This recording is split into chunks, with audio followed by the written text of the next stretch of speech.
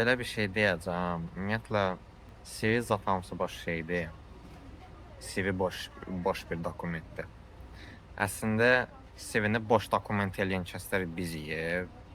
Yəni nəyə görə? Ona görə ki, yəni mən özüm Ukrayna şirkətlərinə məsəl üçün iş üçün müraciət eləyəndə geri dönüş almışam. Təsəvvür eləyin ki, o qədər çevik işləyirlər ki, yəni geri dönüş eləyən şəxslərdən söhbət gedir.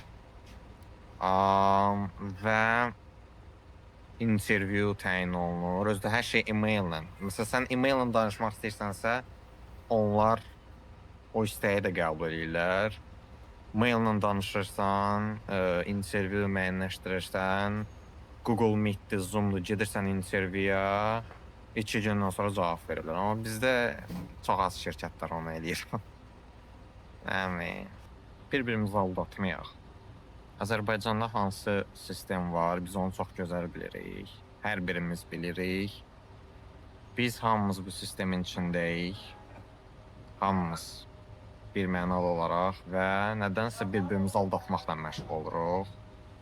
Amma yəni hamı bilir sistem nədir, hamı bilir kim kimdir, nədir.